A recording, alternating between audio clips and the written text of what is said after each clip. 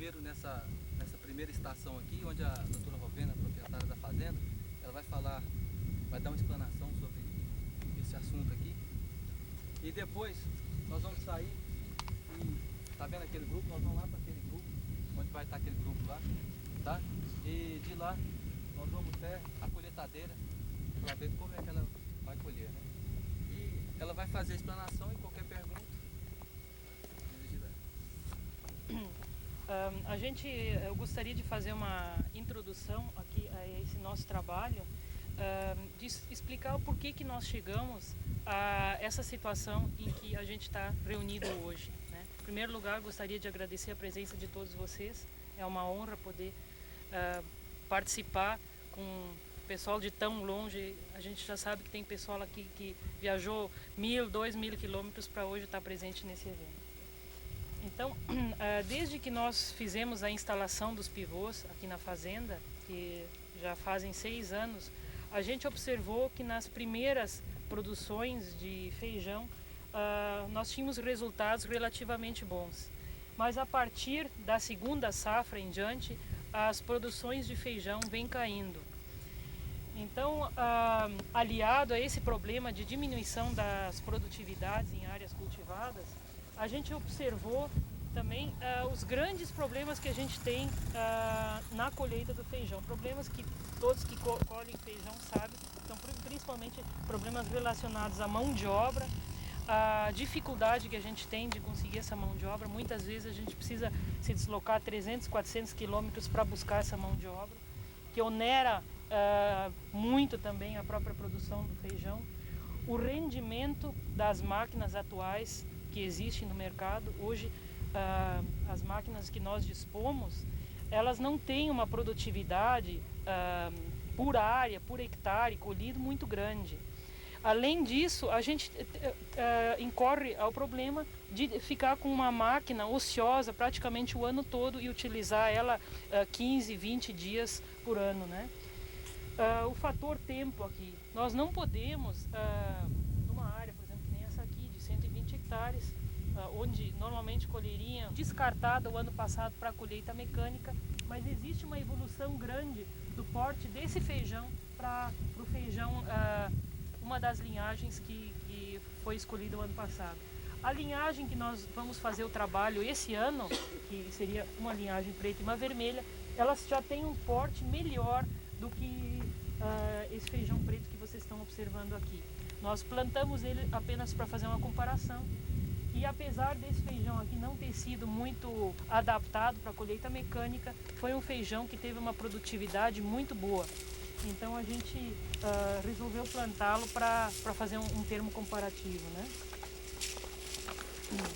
Em termos de preparo de solo, a gente teve uma preocupação, juntamente com a pesquisa, de não fazer nenhum artifício no preparo de solo, fazer uma coisa convencional que todos os produtores fazem para evitar mascarar dados, né? Então a gente hoje sabe que se a gente tivesse preparado o terreno melhor, destorroado melhor, as perdas da máquina seriam bem menores do que as que nós estamos tendo hoje, né? Então o preparo de solo aqui nós fizemos em toda a área do pivô com subsolador e 2 niveladas, para incorporar melhor a palha de milho, porque nós tínhamos uma lavoura de milho aqui instalada antes. O período de plantio foi de 29 de maio a 5 de junho, todas as variedades. O tratamento de semente convencional, com Furadam, Radioaran e Benlat, nas proporções que o fabricante indica. Adubação de plantio, 350 kg de adubo por hectare, 4,30,16 mais 5. Adubação de cobertura, 50 kg de ureia, não nitrogênio, 50 kg de ureia por hectare via pivô. E o controle de ervas daninhas nós fizemos com herbicida pós-emergente, Flex mais fuzilado. Controle fitossanitário, nós fizemos uma aplicação de herbicida contra a ferrugem e nós fizemos um tratamento contra o percevejo, que esse ano deu uma incidência bastante elevada em toda a região do percevejo. Finalizando, a gente...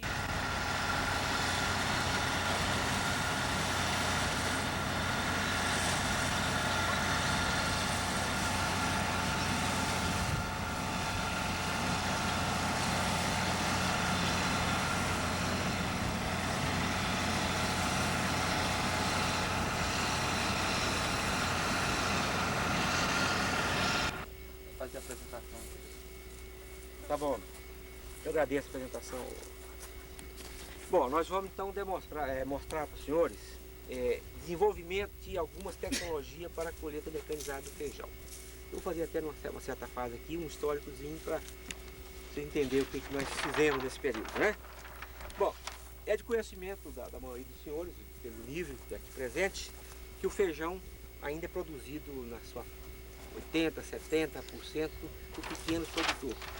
Então ele está dentro do contexto da produção nacional como de muita importância, não é?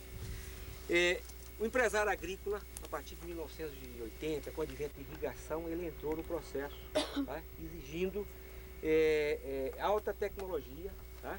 Porque a sua área de irrigada assim exigia, né? Além de que esse cultivo de inverno, nesse período agora de maio, junho, julho, o feijão constitui-se uma das principais opções para o cultivo, né? E nas áreas irrigadas.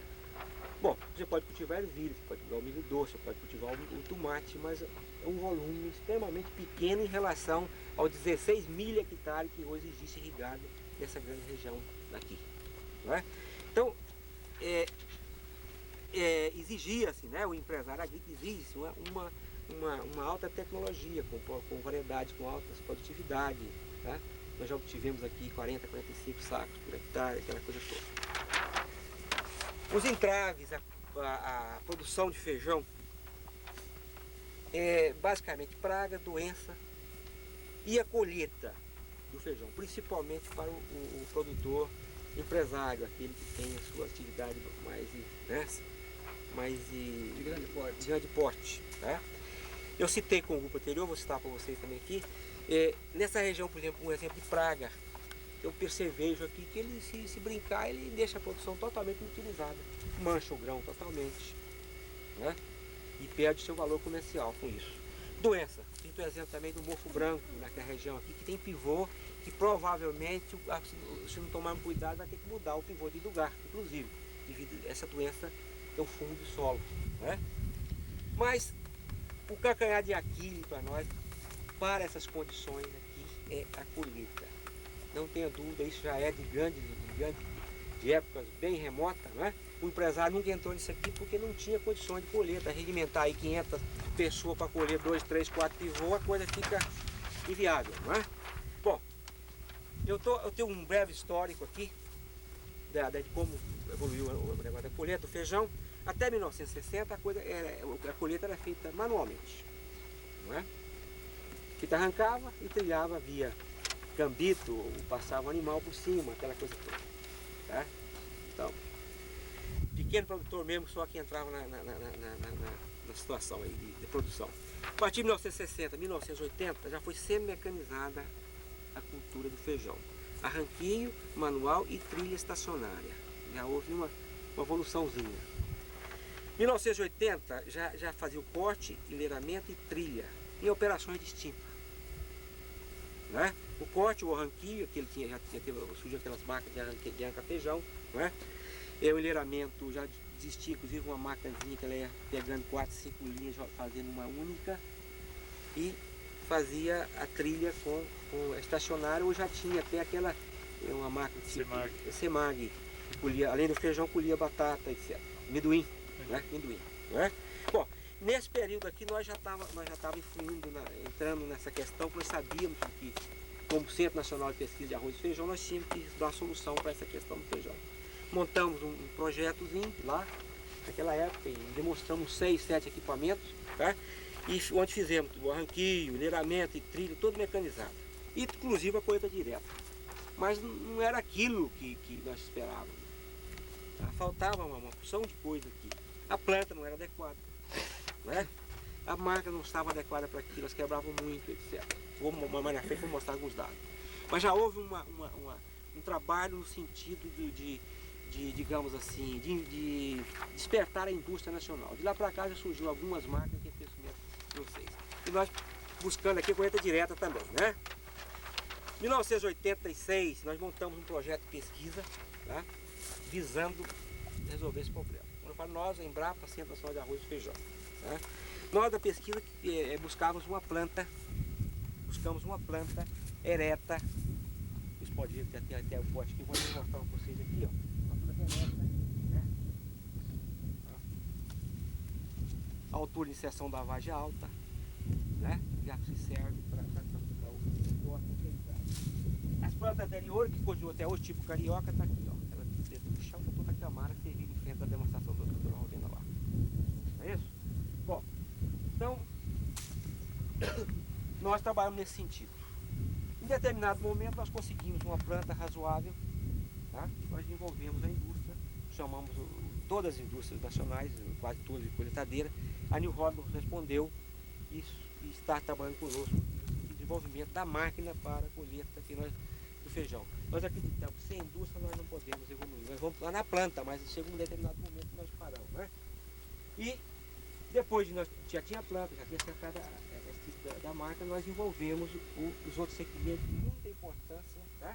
Que é quem vai dar o aval final, quem vai dar o ok final, né? Que é o produtor, que é através da sua cooperativa, através dessa técnica pública e privada, então isso nós estamos fazendo de 2 anos para cá, é exemplo que nós estamos mostrando aqui hoje. Esses aqui são os resultados preliminares de 22 linhagens que nós extraímos como sendo as melhores, tá? E dessas 22 nós multiplicamos lá na Embrapa, a nossa base física, nós trouxemos 6 para cá. E das 6 atestadas ano passado, nós extraímos 2 aqui para mostrar para vocês os resultados do ano passado, né? Aqui nós tínhamos a LA 720-164 e a PR 710-315, que é a que vocês vão ver hoje, essa aqui, ó, PR 710-315. Naquela época, os grãos, ó, estava na percentagem de quebra, estava 16 de 40, 18 de 40, 12 de 70, 14 de 50. Alto. Mas nós já evoluímos essa quebra e chegamos já, se envolver na frente aqui, no outro quadro, é uma condição bem melhor. Isso foi a colheita feita ontem, vocês vão ver o dado daqui um pouquinho. A quebra está nessa ordem, 7%. Mesmo a umidade de ontem da planta já está na ordem de 12%. Já está passado, o certo seria 14%. 14,5, 16, dependendo do tipo de planta, tamanho de grão, etc, né? Umidade residuada, um detalhe, uma série de fatores. Mas a verdade é que mesmo passando um pouquinho, um pouco seco, né? Além do normal, não quebrou tanto como o ano passado, que está na ordem de 7%. O aspecto comercial já está razoável, né? Bom, aqui, ó, vamos quebrar, né? Na plataforma, é aqui que está o nosso problema, ó. Tá? Nós perdemos na plataforma, no momento do corte ali. Ali que nós perdemos. O resto, perda por peneira, perda por sacapalha, peneira, não tem praticamente influência nenhuma. A coisa está aqui. Já houve evolução também. Melhorou também essas questões. Vocês vão ver no outro quadro lá, né? A verdade é que ano passado nós estávamos com uma perda total na ordem de 4,9, 8,28, 10,17, 6,76. Razoavelmente até melhor do que esse ano, que a umidade aqui foi muito boa ano passado. Estava num ponto bom de umidade, tá? Mas aqui, ó, estava quebrando, nós já baixamos esse aqui e esse aqui está mais ou menos nesse padrão. Produtividade está nessa ordem, 45, 40 e pouco sacos por hectare, 2.860, 2.800, não é? Aqui só tem um levantador sem levantador. Naquela época, ano passado, nós acreditávamos que nós colocássemos um dedo, aquele dedo levantador, que usa para ervilha, ele daria resultado mais satisfatório. Não é verdade no caso do feijão. Ele leva muito sujeira, muito torrões, muita terra para dentro e o produto fica muito sujo, tá? Pode ver, esse aqui é um material que eu tirei. Esse aqui eu tirei direto do graneleiro, tá? É uma amostra que eu vou levar para fazer questão de dano mecânico e está razoavelmente boa, né? Sem maiores problemas de sujeira, de quebra. Bom, vamos passar para o outro aqui. Esse aqui, ó, os resultados de ontem. Nós fizemos esse trabalho aqui ontem, nesse horário mais ou menos um pouco mais cedo, tá? Onde a planta estava, que é essa PR 710-315, vocês vão ver também lá, tá? Esse aqui não foi feito por ela não, esse aqui foi um fileiramento com a outra máquina. A nossa é só aquelas duas lá, encostadinhas, tá? Bom, a umidade da planta estava em 12,5%, bastante baixo, muito seco, né? Nós fizemos 3 testes. Perda da plataforma, 9,7, 9,4, 6,1, foi 8,4. Você vê que está dentro do que nós conseguimos no ano passado. O que você atribui essa queda de 9,4 para 6,1? desse experimento? Ah, isso aqui foi, já é eficiência, nós vamos acertando lá, Beto, entendeu? Regulagem. Melhorando lá a situação, né? As perdas, o total de perdas, ó, 10,7 está mais ou menos no nível do ano passado, 9,9, 6,9, 9,1. Já eu vou dar uma experiência nossa mais na frente, o que nós vamos fazer para diminuir isso aqui? Tá. Vocês vão comprovar isso na lavoura lá, tá? Grãos quebrados, ó. Tá vendo? O custo 8,3, está bem inferior ao ano passado. Mesmo a umidade da planta ontem está com 12%, que é ruim, é irreal. Seria em torno de 14,5%, Se 15%. tivesse com essa umidade, você atribuiria que esses grãos quebrados cairia para quanto? Estimativa. Ó, eu seguramente eu fico com 5, 4,5%. Nós conseguimos ano passado 4 e pouco por cento. Quer ver? Ano passado nós tivemos 4,9. Isso aqui o que é? Isso é a umidade da planta ideal na hora certa. Né?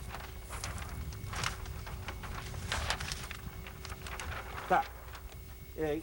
Então já houve uma melhoria aqui. Produtividade, nós conseguimos essa lavoura, está em torno de 2.300, 2.000 e depois, a média 2.600 quilos, tá?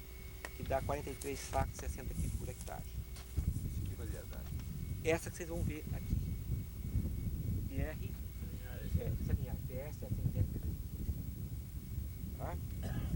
Eu gostaria, qualquer dúvida, interrompa, o tempo é curto, mas não podemos sair com dúvida, não, né? Esse é roxo, né? Qualquer dúvida, por favor, interrompa. Bom, nós já fizemos aí uns 3 anos já de trabalho nesse sentido, tá? Então o que nós chegamos?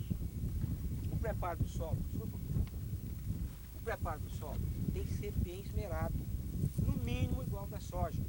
Mas nós estávamos com a nossa mente, com a nossa ideia, de que nós tínhamos que trabalhar de acordo com aquilo que o produtor faz, dentro da realidade do produtor. Mas nesse caso aqui nós temos que elevar um pouco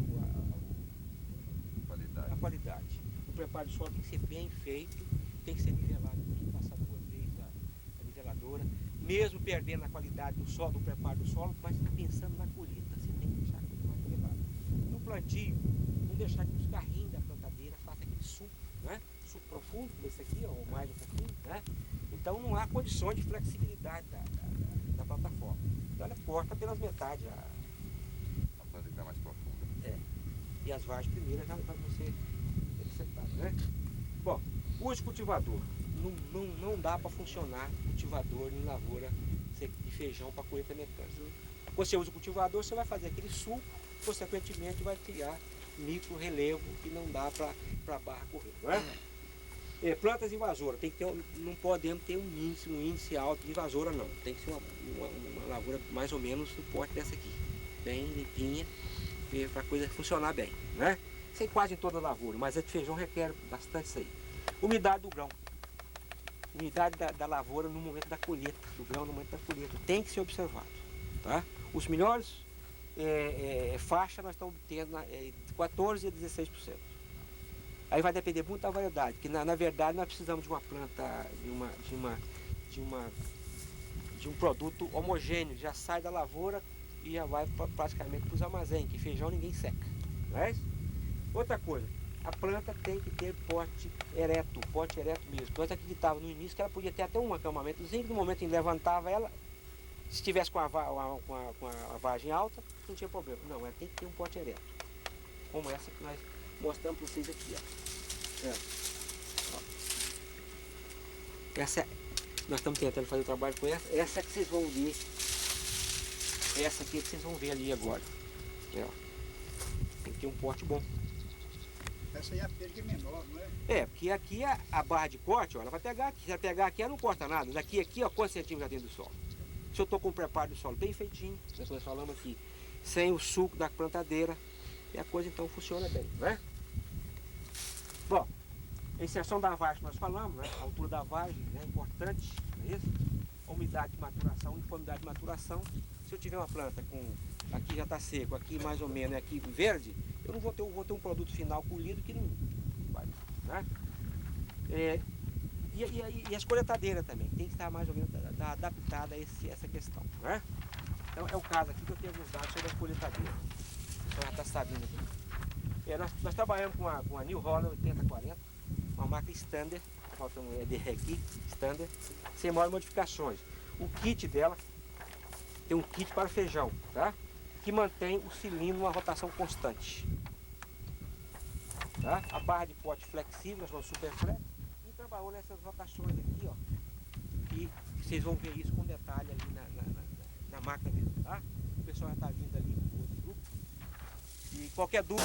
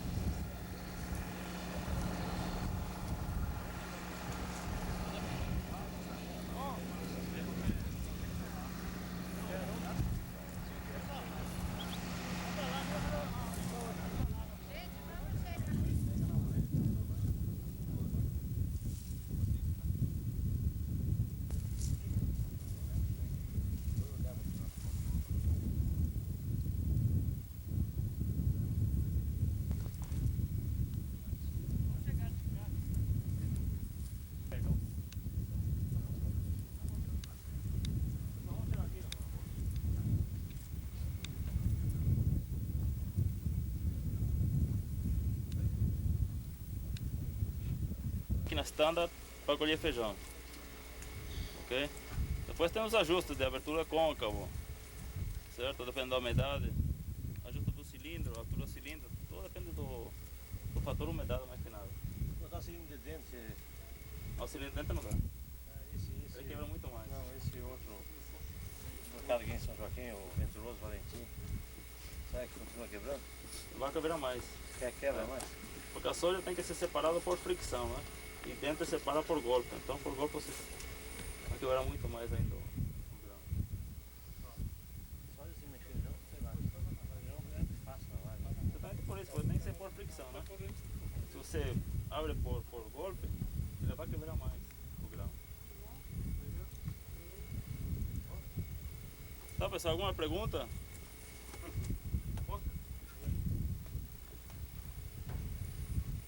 Pronto, tá à vontade aí. Fita feijão é isso aqui, tá? São um conjunto de engrenagens para baixar a velocidade. Esse ano, perda total. Essa perda. Fizemos lá no centro, lá em Brava, foi muita gente, ó. Nossa, esses dois resultados, com essa, mas nosso com o Carioca, nós nem chegamos a testar, tá? O outro,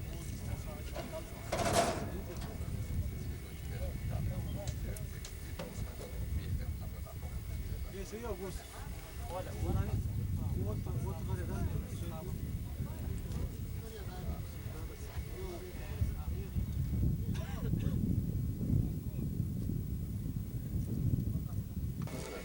Mas cá não.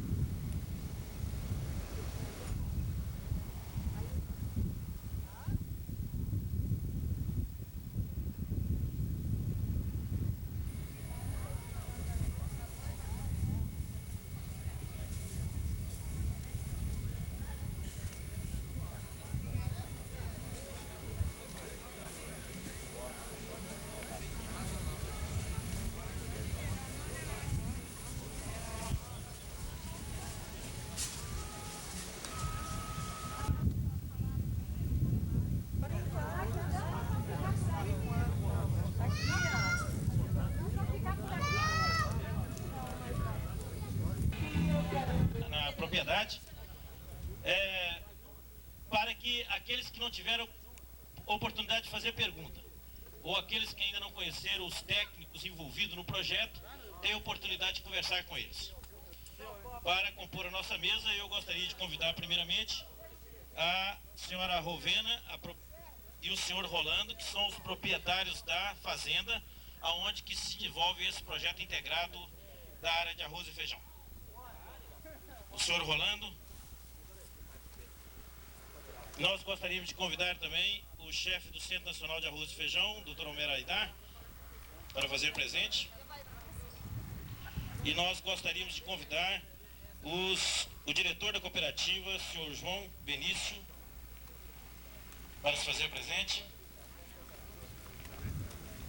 Nós gostaríamos de convidar também o senhor prefeito municipal, Dr. Arquimedes Borges.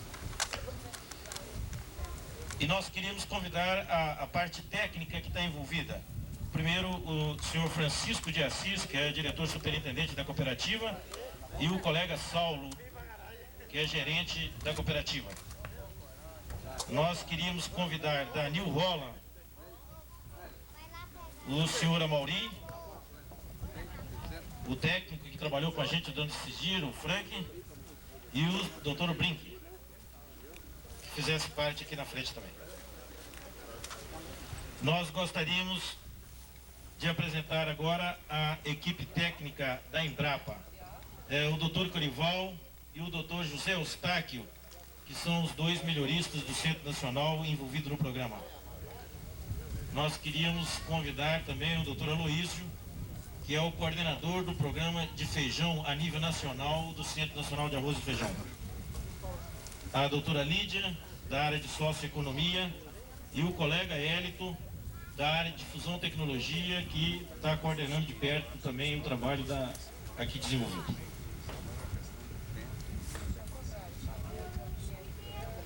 Bom, esses são os técnicos envolvidos no programa. Para começar o programa de encerramento, eu gostaria de passar a palavra ao diretor da cooperativa, o senhor João Benício. As pessoas que puderem chegar um pouco mais para frente, trazendo suas cadeiras, para, caso queira fazer alguma pergunta, estejam à vontade, viu? Apenas de dizer o seguinte, que a participação da cooperativa vai ser feita uma explanação pelo nosso técnico, que é o Saulo, é o gerente da área técnica, então ele teria melhores condições de fazer essa apresentação. Bom, primeiramente eu tenho que agradecer a todos que vieram aqui, né, prestigiar esse dia de campo. Agradecer o pessoal do Cenepaf, da Fazenda Agropel, e as autoridades presentes e todo mundo em geral, né? Bom, o que eu tenho que falar sobre esse dia de campo é o seguinte, que há alguns anos nós vemos acompanhando o pessoal do Cenepaf nesse trabalho de colheita mecânica, né? Porque hoje uma das maiores dificuldades que a gente encontra na cultura do feijão seria a colheita, porque exige grande quantidade de mão de obra para fazer esse tipo de colheita, né? E outra dificuldade também é em termos de doença, que geralmente essas variedades que nós plantamos, principalmente aqui na região, elas acamam bastante e é uma fonte para que aconteça bastante doença, principalmente uma doença hoje que está em bastante evidência na nossa região, que é o mofo branco. Bom, então eu reconheço que esse trabalho é de extrema importância, principalmente no que a gente pode ver em termos de cultura, produção, e ser uma alternativa para que essa cultura, o feijão, né, que hoje, debaixo do pivô central, é uma das culturas que dá maior rendimento, né, possa ser mais fácil de ser conduzida e com menos gastos, com isso trazer maiores rendimentos para o produtor. Então é por isso que a gente está...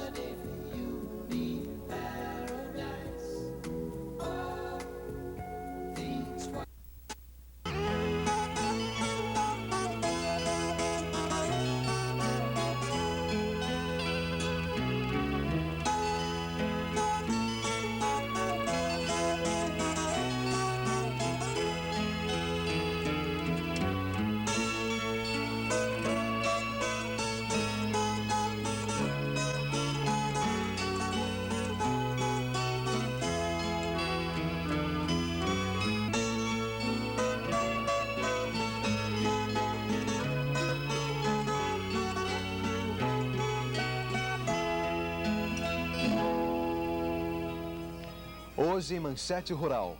No noroeste de Minas, o verde da produção invade os cerrados com um grande projeto de irrigação. No noroeste de Minas, estão sendo tocados vários projetos de colonização visando a ocupação das extensas áreas de cerrados no centro-oeste do país.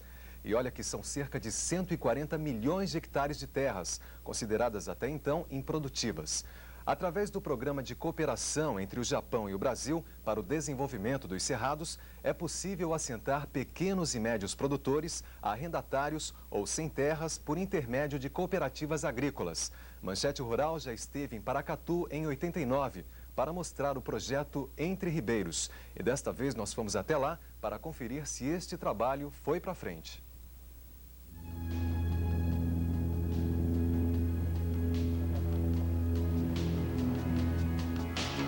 Nós decolamos de Paracatu em direção ao projeto Entre Ribeiros número 1, onde um sistema de irrigação instalado pelos produtores favorece a 2.500 hectares de terra cultivada. Do alto dá para ter uma ideia bastante clara da área de atuação dos pivôs centrais de irrigação, que formam esses círculos de várias dimensões, a depender da área que está sendo irrigada. Nesta imagem, dá para você identificar bem o pivô central e notar o quanto ele pode conseguir irrigar por aqui. Através da irrigação destas áreas, os produtores vêm obtendo até 3 safras anuais, conseguindo com isso triplicar o orçamento com o cultivo de milho e feijão para semente, ervilha, tomate industrial, batata doce e outros hortigranjeiros. Aqui do alto ainda, você vê este rio meio esverdeado, o rio Entre Ribeiros, que dá nome ao projeto. É deste rio que aquela casinha lá embaixo, a Casa de Bombas, faz a captação da água para o canal de quase 40 quilômetros, que abastece os pivôs centrais. A casa de bombas que você viu quando nós estávamos sobrevoando a região é essa aqui. Ela tem 10 bombas submersas com capacidade para bombear 1.230 litros de água por segundo para o canal de irrigação. E aqui do meu lado esquerdo está o rio Entre Ribeiros, é onde essa casa de bombas tira a água para levar para o canal.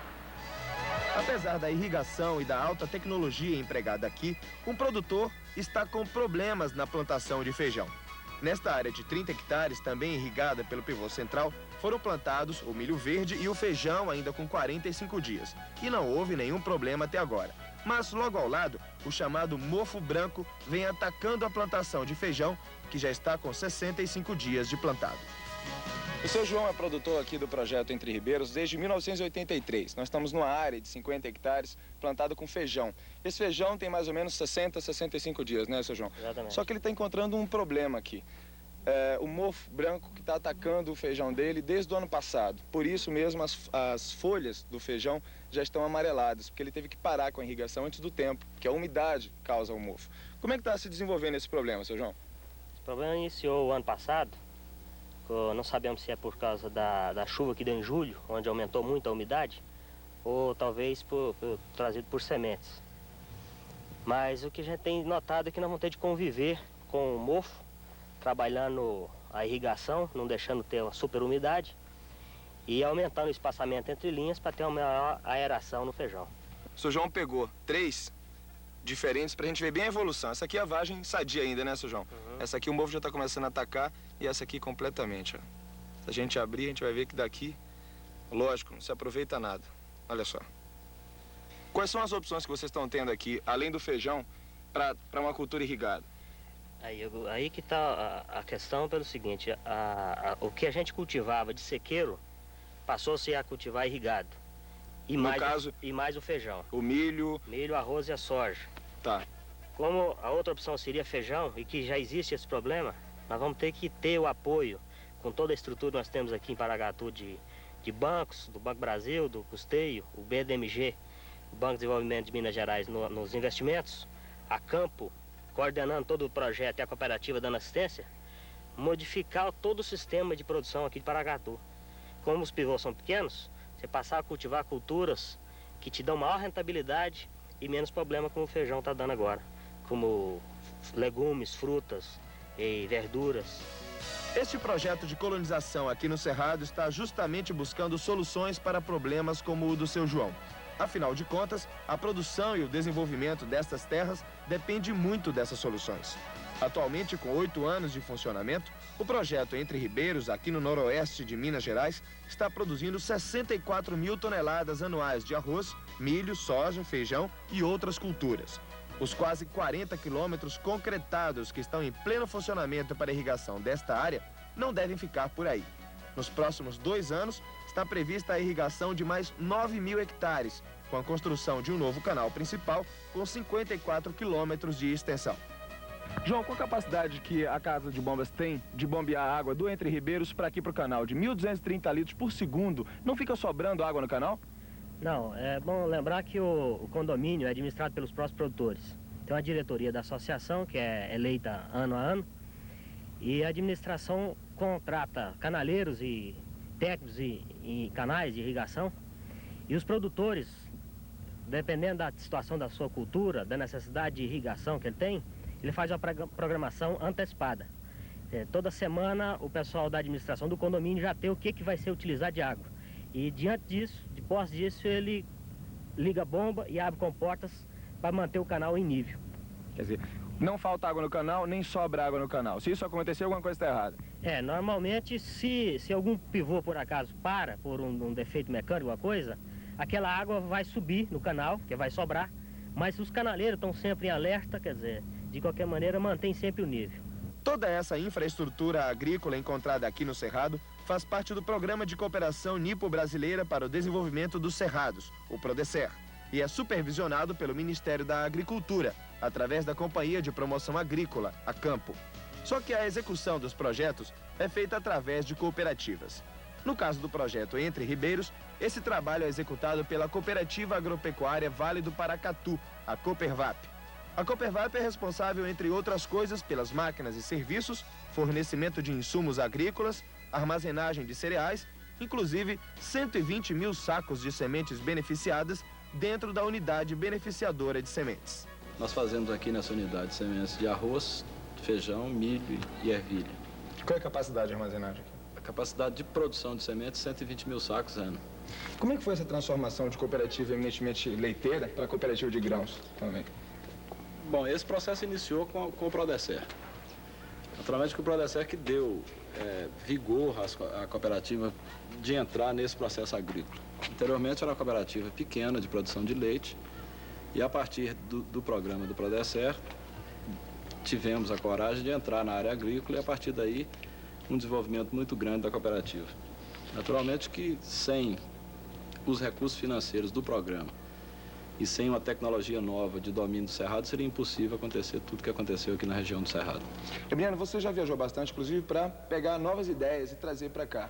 Qual a influência que uma cooperativa tem hoje dentro de uma comunidade, por exemplo, aqui em Paracatu? O que a gente imagina que o sistema cooperativo pode fazer de mais importante é essa integração de uma classe dentro de um programa eminentemente cooperativo, como é feito aqui, onde nessa transformação de riquezas e da integração das comunidades e do sentido produtivo, você pode conseguir assistência técnica diferente, novas culturas, novas ideias de comercialização e com isso você crescer todo um sistema produtivo.